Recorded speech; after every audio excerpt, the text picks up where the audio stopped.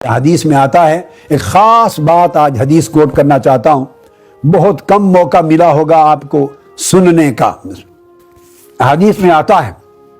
ہر پیغمبر جب تک امت ان کی دعوت پہ لبیک کہتی تو وہ ان کے ساتھ رہتا، یہ بات یاد رکھنے والی، اور جب امت ان کی دعوت کو رد کر دیتی، منکر ہو جاتی اور اللہ کا عذاب اترتا تو وہ نبی وہاں سے ہجرت کر جاتے۔ تو بہت سے انبیاء جن کو ان کو پتا تھا ان کی کتابوں میں کہ نبی آخر زمان پیدا کہاں ہوں گے، ان کے علم میں تھا کہ کعبۃ اللہ والے شہر مکہ میں پیدا ہوں گے، وہ حج کریں گے عرفات اور مینا کے میدانوں میں، وہ ہجرت کریں گے سوئے مدینہ۔ ان کو مکہ اور مکہ کے گرد و نواح کا تذکرہ ان کی کتابوں میں موجود تھا۔ قرآن کی نص آ گئی نا، یجدونہ مکتوبا عندہم فی التوراۃ والانجیل، اور پھر ان کتابوں میں تذکرے آئے ہیں سب، مکہ کے، وادی بطحا کے، وادی فاران کے تذکرے۔ چنانچہ جب ان کی امتیں ان کی دعوت کو رد کر دیتی اور وہ وہاں سے ہجرت کرتے تو اکثر انبیاء اپنے ملکوں کو چھوڑ کر دیدار مصطفیٰ کے لیے،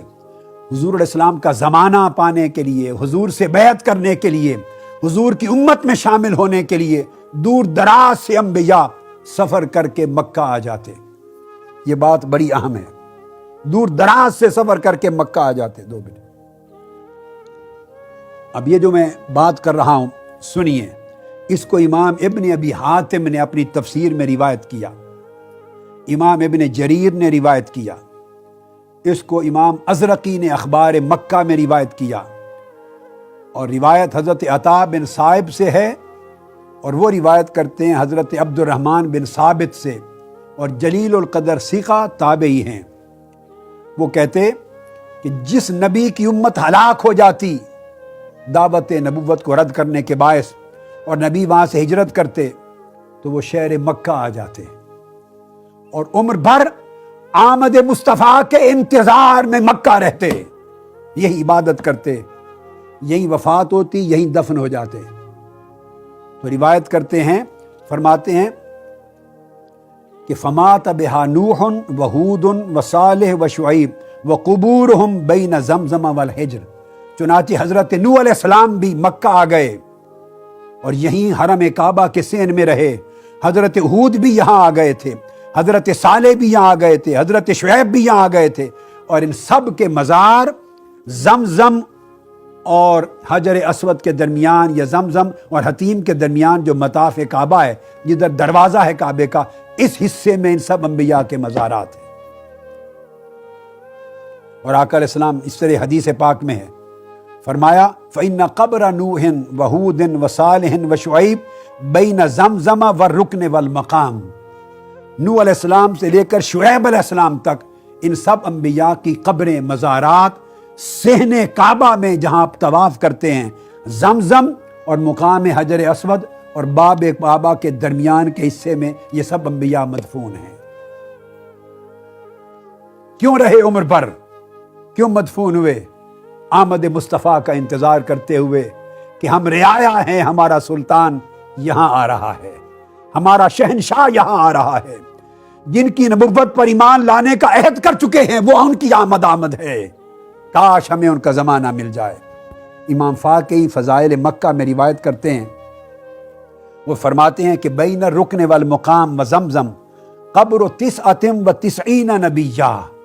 99 انبیاء کے مزارات مقام زمزم اور مقام حجر اسود، اس کے درمیان 99 انبیاء کے مزار ہیں، 99 انبیاء کے مزار ہیں۔ اور جب آپ حج کرتے ہیں تو آپ ان سینکڑوں انبیاء کا عرس بھی کرتے ہیں۔ اور فرمایا قبر ہود، شعیب، صالح اور اسماعیل علیہ السلام، ان ساروں کی الذی کان فیہ الحجر الاسود، اس مقام پر ہے جہاں حجر اسود نصب کیا ہوا ہے، اس کے نیچے ان کے مزارات ہیں۔ اسی طرح حضرت عبد الرحمن بن ثابت سے حضرت عبداللہ بن دمرہ السلولی روایت کرتے ہیں، یہ دونوں جلیل القدر ثقہ تابعی ہیں، اور حضرت عبداللہ بن دمرہ السلولی کہتے ہیں کہ میں نے حضرت عبد الرحمن بن ثابت کے ساتھ طواف کیا، دونوں تابعی ہیں اور اسماء و رجال کی کتب میں دونوں ثقہ ہیں، اور انہوں نے مجھے رکن اور مقام، رکن یمانی اور مقام حجر اسود کے درمیان ایک ایک جگہ پر انگلی سے نشان لگا کر جلیل القدر تابعی نے بتایا کہ 99 انبیاء میں سے اس مقام پر انبیاء کی قبریں ہیں۔ اب اس سے آگے چلیے، امام محمد بن حسن شیبانی فرماتے ہیں، امام اعظم ابو حنیفہ کے جلیل القدر شاگرد، اپنی کتاب الآثار میں وہ روایت کرتے ہیں کہ ہمیں ہمارے شیخ امام اعظم ابو حنیفہ رضی اللہ تعالیٰ عنہ نے خود بیان کیا، اور انہوں نے فرمایا کہ مجھے حضرت سالم بن اجلان الافطس نے روایت کیا، فرمایا کہ کعبہ شریف کے مطاف میں ارد گرد 300 انبیاء کے مزارات، یہ امام اعظم ابو حنیفہ نے روایت کی۔ پہلی روایت میں 99 کا ذکر تھا، امام اعظم نے روایت کیا سند کے ساتھ کہ 300 انبیاء کے مزارات حول کعبہ ہے، کعبہ کے ارد گرد مطاف میں ہیں۔ وہ یہی روایت حضرت حماد بن سلمہ سے بھی ہے، وہ عطا بن صائب سے اور وہ عبد الرحمن بن ثابت سے کرتے ہیں، اور اسی کو امام حاکم نے مستدرک میں روایت کیا، اسی کو امام ابو الولید نے تاریخ مکہ میں روایت کیا، اسی کو امام ابن سعد نے طبقات میں روایت کیا، اسی کو ازرقی نے آگے روایت کیا، اور امام ابو یوسف نے بھی کتاب الآثار میں اس کو روایت کیا امام اعظم ابو حنیفہ کی روایت کے ساتھ۔ 300 انبیاء کے مزارات، یہ مزار کیسے بنے؟ یہاں سے ہزارہ میلوں کی مسافت طے کر کے، جہاں ان کی امتیں نہیں تھیں، ان کی قومیں نہیں تھیں، ان کے قبائل نہیں تھے، ان کی ولادت کی جگہ نہیں تھی، ان کے شہر نہیں تھے، اجنبی جگہ تھی اور ویرانہ تھا، شہر آباد نہیں تھا، وہاں چل کے یہاں کیوں رہے؟ اور ایک زمانہ تھا جب کعبۃ اللہ طوفان نوح کے بعد اٹھا لیا گیا تھا، ابراہیم علیہ السلام کے زمانے تک، اس وقت تک کعبۃ اللہ بھی موجود نہ تھا۔ یہ سب انبیاء سفر کر کے سینکڑوں یہاں مدفون کیوں ہوئے؟ انتظار کرتے رہے اپنے سلطان اور شہنشاہ کی آمد کا، کہ ان کی آمد کاش ہمارے زمانے میں ہو جائے، ہم ان کی قدم بوسی کر سکیں، ان کی امت میں آ سکیں، اور یہی وفات ہو گئی، یہی قبریں بنی۔ اور صرف یہاں نہیں، ان کو معلوم تھا کہ حج کے مقام، یہ مینا کے مقام پر مسجد الخیف ہے، 3 دن لوگ وہاں قیام کرتے ہیں، 3 دن مینا میں، وہیں شیطانوں کو پتھر مارتے ہیں، کنکریاں، وہیں ذبح ہوتی ہے، قربانی ہوتی ہے، اس مسجد الخیف میں۔ آقا علیہ الصلوۃ والسلام نے خود فرمایا، عبداللہ ابن عمر روایت کرتے ہیں کہ صرف اس مسجد مینا کے اندر 70 انبیاء کے مزارات ہیں۔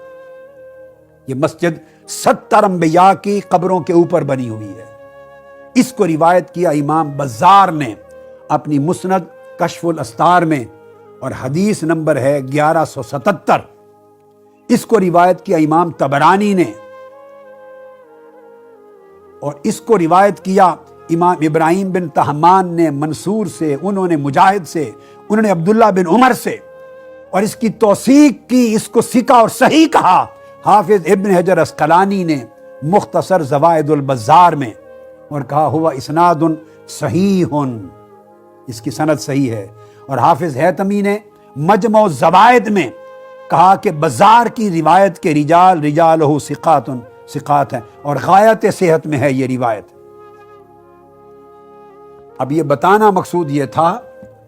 کہ انبیاء علیہ السلام چونکہ آقا علیہ الصلوۃ والسلام کی سلطنت کے فرد تھے، اور حضور کی نبوت و رسالت اور آپ کی سلطنت و بادشاہت پر بیعت کر چکے تھے اللہ رب العزت کی ذات کی بارگاہ میں، میثاق دے چکے تھے، اس لیے ہر کوئی حضور کے دیدار کا متمنی تھا، اور میں کہوں گا ہر نبی مصطفیٰ کا عاشق تھا، ہر رسول مصطفیٰ کا عاشق تھا۔ عاشقو، اے عاشقان مصطفیٰ، میلاد کی شب موسلادھار بارش میں، ٹھنڈی جاڑے میں، ٹھنڈی رات میں، حضور کے میلاد کی خوشیوں میں بیٹھنے والوں، تم ایک نسبت ہے کل انبیاء رسولوں کی محبت کے ساتھ کہ وہ بھی عاشقان مصطفیٰ تھے، تم بھی عاشقان مصطفیٰ ہو، تم ان کی پیروی کر رہے ہو۔ ان کی اتباع کر رہے ہو، ان کے نقش قدم پر چل رہے ہو، وہ وطن چھوڑ کر اپنے مزارات تک وہ حضور کی میلاد کے شہر میں انہوں نے بنوائے، اور آپ گھر بار چھوڑ کر اس ٹھنڈے جاڑے کے موسم میں ہر سال حضور کی میلاد کی خوشی میں جمع ہوتے ہیں۔ ایک نسبت ہے، اللہ رب العزت آپ سب کو کل انبیاء کا فیض عطا کر دے گا انشاءاللہ۔